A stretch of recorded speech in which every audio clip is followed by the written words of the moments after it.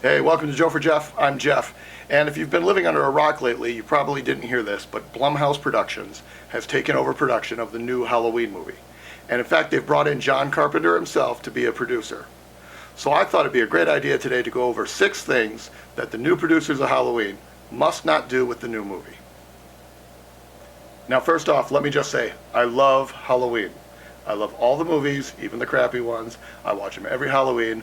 I have them all on Blu-ray. I adore me some Halloween movies. That being said, this is not a hate list. These are just things that I'd like them to not do to make the movie better. Because I think after coming off of Rob Zombie's atrocious movies, people need a good Halloween movie.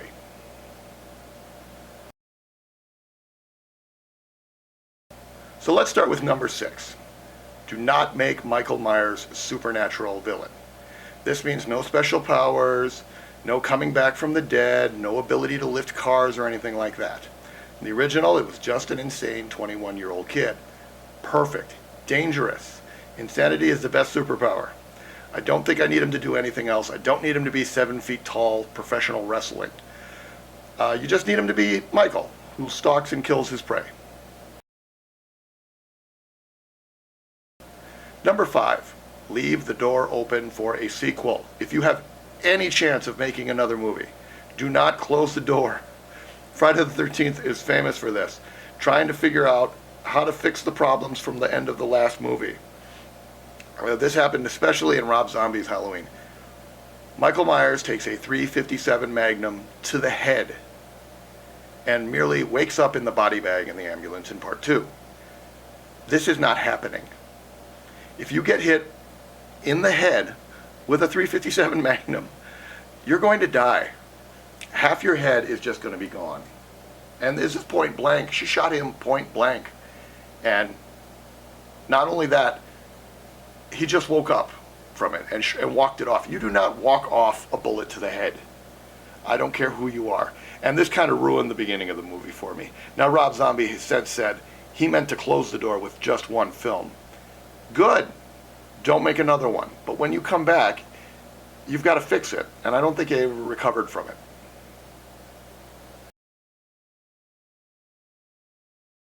Number 3. This is Blumhouse. They've made Sinister, Paranormal Activity.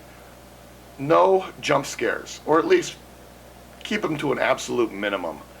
Halloween was always about mood, darkness. Seeing Michael in the background and wanting to warn the characters, but being unable to. Everything Blumhouse touches lately has been jump scare, jump scare, jump scare. Jump scares are lazy horror. They're okay every once in a while, just to give the audience a little bit of a jolt. But when you base all of your scares on jump scares, you really are just saying, we have nothing else to offer you. Nothing in the story is going to scare you, so we'll just, bang, scare. Number 3 is an easy one. Enough with the origin stories. Now, if you're going to handle this as a reboot, everybody knows the story. Do what Friday the 13th did. Have this all done by the end of the credits.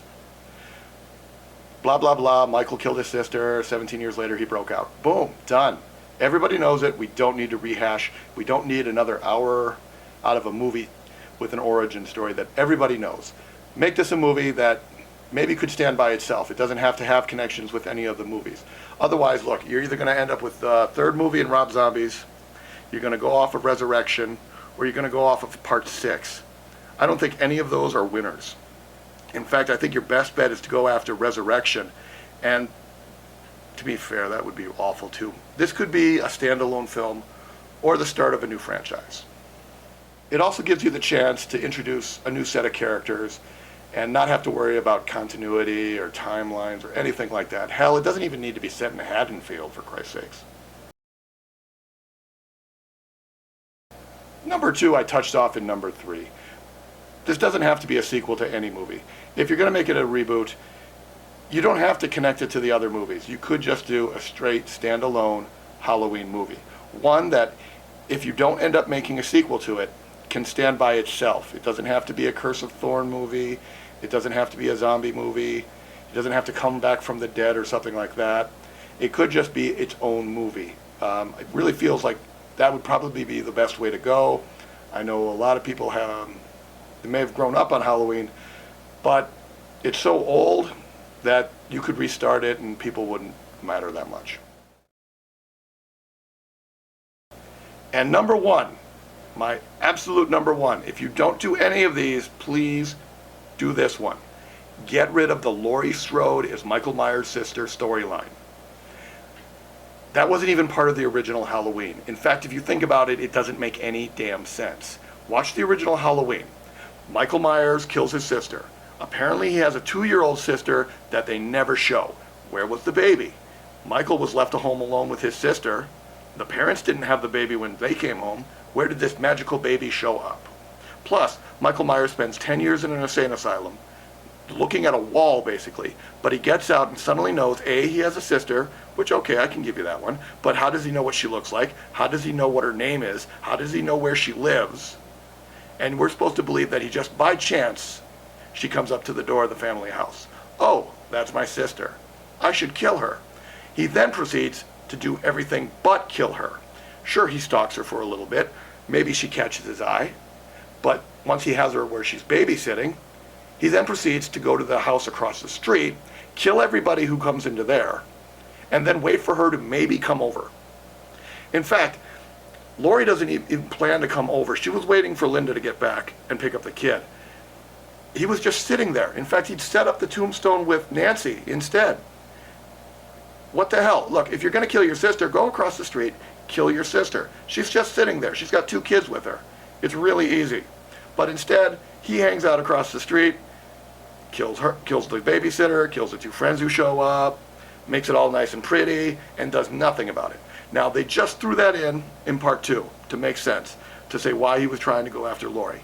It doesn't make any sense, and I'm shocked that all the other movies are now hooked into it.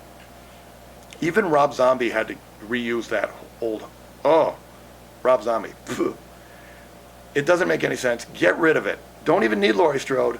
Find a new character.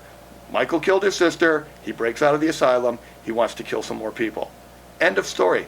Simple at best. You don't need this. Please, for the love of God, don't do it. Even the comic books have this rehashed theory. He's not her sister. They're not sister and brother. They don't know each other. Okay, so in conclusion, thank you for letting me rant. Look, I really care about the Halloween movies. I don't want another Part 6. I don't want another Rob Zombie Halloween. I want a good Halloween. And I'm hoping that John Carpenter, who should have been directing Part 6 or 7, would come back and make it a good film. I think these are pretty good ideas. Let me know what you think in the comments below.